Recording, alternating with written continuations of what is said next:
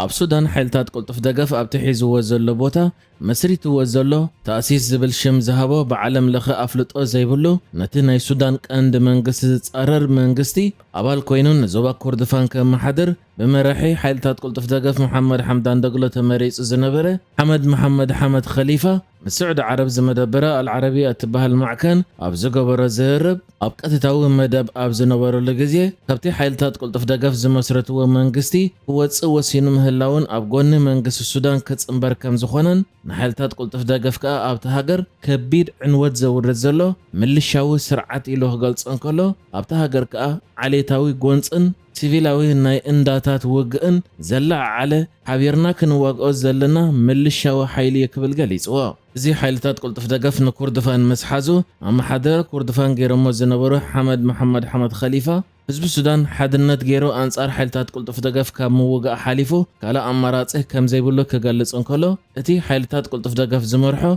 أبنيالا دارفور مسريت وزلو تأسيس زبهال علم لخوا أفلط زي بلو منقص دما حيلتات قلت في دقف زفتصم وبدلات بوليتيكاوي شفان مهاب تباهيلو زتفترة زخونة منقصتاو أقاوما زي بلو كومدما نحزب زخونة قربات زي قرب نسودان كفرز تبقى سيب مبال نسو أبقون سراوي سودانن منقص سودانن كم زخونة حزب السودان دما أبقون سراوي سودانن منقص سودانن بمخان نزيه من اللي زتصوعو حيلتات قلت في دقف كقالو سيو تصوعي تغريبو እዚ ኣባለቲ ሓይልታት ቁልጡፍ ደገፍ ዝመስረቶ መንግስቲ ኮይኑ ክሰርሕ ጸንሐን ኣብ ማሕዳር ኮርዶፋን ዝነበረን ኸሊፋ ሓይልታት ቁልጡፍ ደገፍ ኣብ ዝሓዝዎ ከባቢታት ልብኻ ዝሰብር ኣብ ልዕሊ ሲቪላውያን ከቢድ በደላት ዝፍጸም ዘሎ ከተማታት ዓንየን ሰፊሕ በደላት ዝፍጸም ዘሎ ኢሎ ኣብ ዝዋን ሓይልታት ቁልጡፍ ደገፍ ኣብ ኮርዶፋን ስዕረት ኣጋጢምዎ ናብቲ ናይ መወዳእታ ደጀኑ ኮይኑ ዘሎ ዳርፎር ገጹ ይምለስ ዘሎ ኮይኑ ኣብዚ ሕጂ እዋን ከዓ ብዙሓት ወተሃደራውያን መራሕቲ ከምኡ ድማ ሲቪላውያን መራሕቲ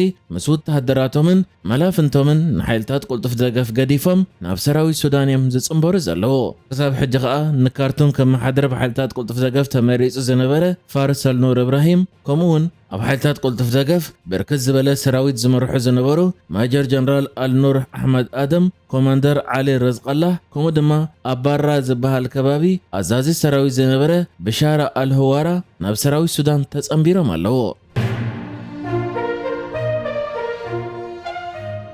تكال مقبن حرشان ودو حبرات هاقرات اب إثيوبيا بسنك ترئيو النينو زقاطم زلو درقن علقلق ماين مكات خصوصني 50 مليون دولار حجز كوهاب تصويعو اتتكال اوصيو اب زلو تصبصاب اتحجز كاب سنه 2026 كساب مقابيت 2027 نزلو اوان زعلم خوينو 4.66 مليون زخونو تصبيت حجز نمدقاف زعلم ايو اذا صاوعيت زغرب زلو بدرجه عالم ترئيو النينو كساب موداتا 2027 نتوسختي 49 مليون سبات نخبيت ميت كقالع كم زخل ودو حورات هاجرات ابزت انقول زلو اوانيو بروجرام مقب عالم كم زغلصو ازي ترئيزي اب 45 ناب حدا غاز تقالعه هاجرات زلو بزح تصبيت رديت ب 22 ميتاويت بموسخ ناب 274 مليون كبصحو يخيليو غزياو دايركتور اتتكال كارل اسكاو نتكونتات كغلص انكلو النينو نتم درو اب تنقف كونتات زلو مليونات سبات عبس سقات يلو ኢትዮጵያ በሰንክ ተደጋጋሚ ለውጥ ኩነታት አየርን ግጭታትን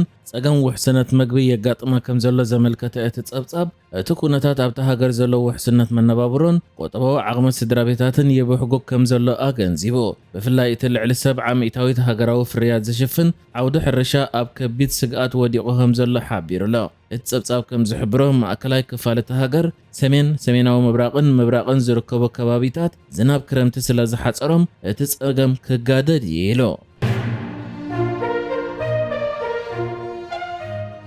ካብ ቱርኪ ቤላሩስን ግብፅን ዝተበገሰ ናይ ካርጎ ነፈርቲ ናብ ወደብ ባጽዕ ምእታው ይቕጽላ ከም ዘለዋን ንብረት ብምድርጋፍ ከኣ ይመላለሳ ምህላውን ተገሊጹ ኣብቲ ዞባ ንምንቅስቓስ ነፈርቲ ብፍላይ ድማ መዘሎ ዲፕሎማስያዊ ርክባትን ግጭታትን ካልእ ወጥረን ብዝተሓዝ ዝከታተሉ ናይ ማሕበራዊ ገጻት ኢንተርኔት ሕሳባት ዘርጊሖም ኣብ ዘለዉ እሙን ጸብጻባት ካብታ ነተን ኣብቲ ዞባ ዘለዋ ሃገራት ኣጽዋራት ብምሻጥ እትፍለጥ ቤላሩስ ኣብ መፋርቕ ወርሒ 7 ኣብ 9 መዓልታት ጥራይ ካብ ርእሰ ከተማ ሚንስክ ዝተበገሰት መንገዲ ኣይሩብ ዝተረትውናን ናይ ካርጎ ነፋሪት ወይ ናይ ጽዕነት ነፋሪት ናብ ባጽዕ 4 ግዜ ከም ዝተመላለሰትን ኣራጊፋ ከም ዝተመልሰትን ተገሊጹ ሃገራት እቲ ዞባ ብበዝሒ ኣጽዋራት ይዕደጋሉ ኣብ ዘለዋ ግዜ ድማ ካብ ቱርክ እውን ብርከት ዝበላ ናይ ካርጎ ነፈርቲ ናብ ሱዳን ፖርት ሱዳን ተመላሊሰን ከም ዘለዋ ተገሊጹ ዘሎ ኮይኑ ናብታ ደጋፊት ሱዳን ዝኾነት ግብጽ እውን እንተወሓደ እዛ ናይ ጽዕነት ነፋሪት 3 ግዜ ከም ዝተመላለሰት ተሓቢሩሎ። ሓይልታት ቁልጡፍ ደገፍ ኣብ ፖርት ሱዳን ዝርከብ ማዕረፎ ነፈርቲ ኣብ 2025 ካብ ዘጥቅዕዎ ንድሓር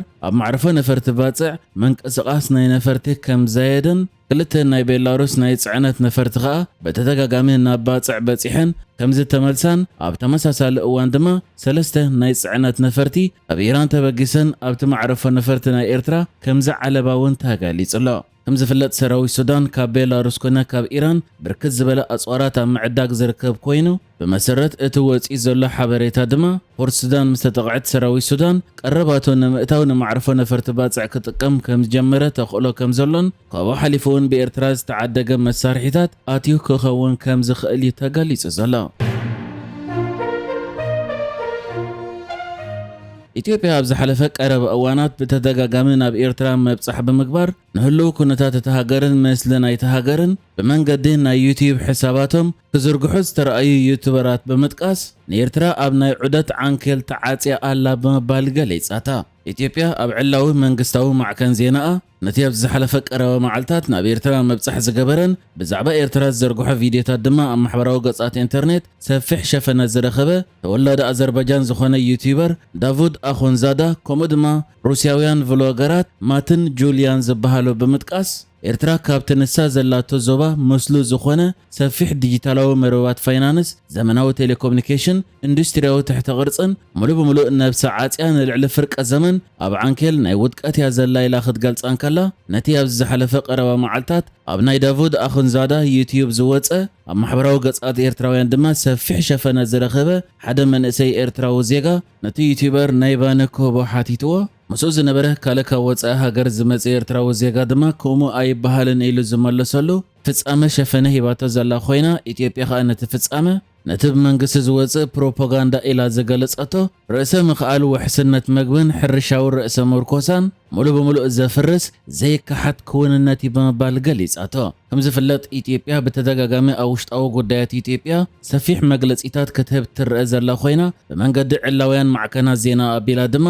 ናይ ኤርትራ ኩነታት ብፍላይ ድማ ውሽጣዊ ፖለቲካዊ ኩነታትን ቆጥባዊ ኩነታትን ዝገልጽ ጸብጻባት ከተወጽእ ጸኒሓላ ሕጂ ድማ ነቲ ኣብ ናይ ኣኹንዛዳ ዩቲዩብ ዝወጽእ ማሕበራዊ ገጻት ኤርትራውያን ሰፊሕ ሸፈነት ዝረኸበ ፍጻመ ጠቒሳያ ንናይ ኤርትራ ኩነታት ክትገልጽ ተረኣያ ዘላ በተወሳኺ ኢትዮጵያ ኣብቲ ጸብጻባ ነቲ ኣብ መንጎ ኤርትራን ትግራይን ብሽም ጽምዶ ተፈጢሩ ዘሎ ዝምድና ዘይቅዱስ ኪዳን ኢላ ብምግላጽ ዕላሙ ድማ ኢትዮጵያ ንምድኻምን ንምፍራስን ብምባል እውን ከሲሳላ ይኹን እምበር ኤርትራ ነዚ ክስ ቅድሚ ሕጂ መልሲ ሂባትሉ ዝነበረት ኮይና ኤርትራ ኸኣ ንልኡላውነትን ግዝኣታዊ ሓድነት ኢትዮጵያ ከም እትደግፍን ንምድኻማ ኾነ ንምፍራሳ ሰሪሓ ከም ዘይትፈልጥን በንጻር ዳ ኢትዮጵያ ንልኡላውነታን ግዝኣታዊ ሓድነታን ትጥሕስ ከም ዘላን ብቐጻሊ ድማ ናብ ግጭት ከምርሕ ዝኽእል ምትኾታ ካብ ልዕሊኣ ትፍጽም ከም ዘላንያ ግብረ መልሲ ሂባ ዝነበረት